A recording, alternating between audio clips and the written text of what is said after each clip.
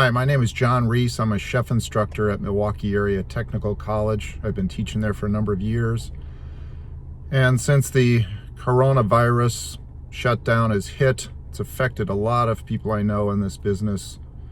And I'm real worried about their survival and what the future is going to look like for a lot of these restaurants and the people who work in the business. So I've trying to get in touch with some of our graduates, some of the chefs out there, business owners, and a couple of our students too, just to see how they're coping with the situation. I'm at the soup market in the Bayview neighborhood of Milwaukee. It's run by Dave Jarina, another one of our culinary arts graduates. What volume of business are you doing now compared to what it was before COVID-19 hit us? We were doing 1/6 of our normal volume. So unfortunately we've had to lay some people off. I'm actually back making soup, which is rare for me, but I like it. That's where I belong in the kitchen. So I'm enjoying it, but I would really like to see this end and get back to normal. So I'm here at Crossroads Collective Eatery. It's a food hall on Milwaukee's east side, and I wanted to talk to Jason Alston, who runs Heaven's Table Barbecue here. Jason is a culinary arts graduate from Milwaukee Area Technical College.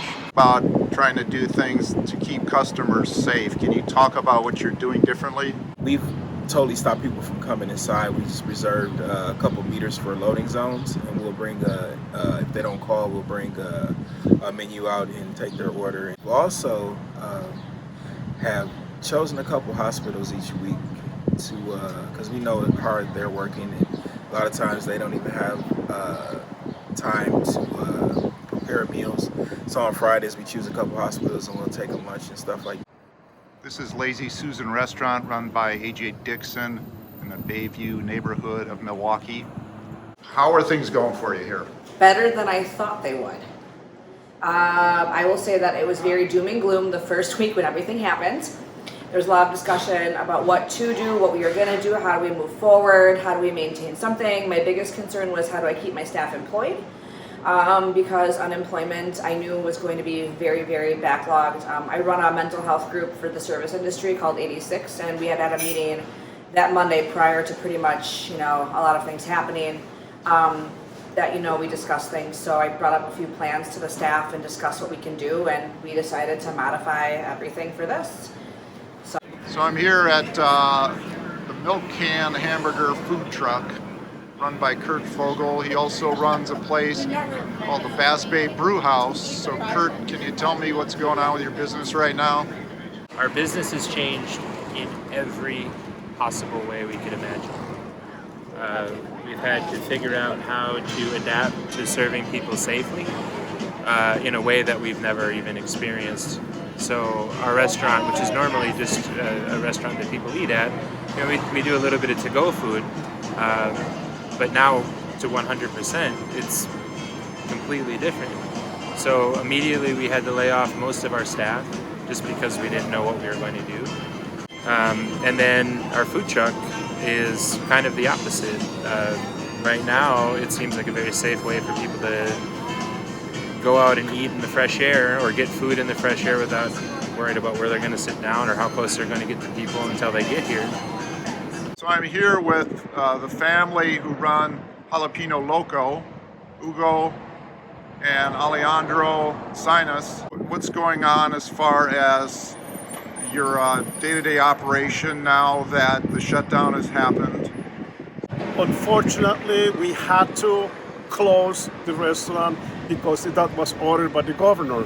So it affected us that because, a lot of people that works for us, they have to be stay at home now. What hurts the most is that we don't have everybody working like we've been doing. Lots of people have been working with us for more than, 10, 15, 20 years in business.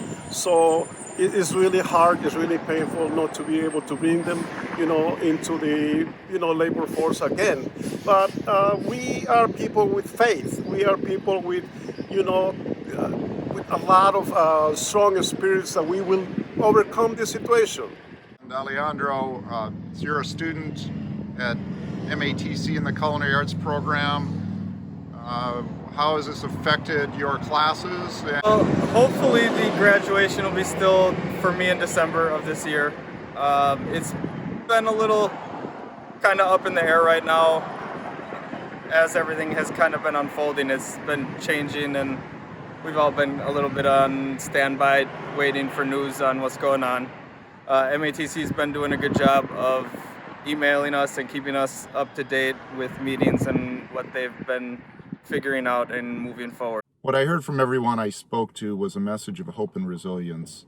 And I think that speaks to the nature of this business because it's constantly changing. And to be successful, you need to adapt and adjust and move forward. And everyone who I spoke to was doing that, and they all saw themselves as coming out on the other side. So the only thing that I would say to you guys out there is if you have a favorite restaurant or restaurants that you like, now would be the best time to get takeout from them and support these places because some of us aren't going to make it through. So the time to help is now.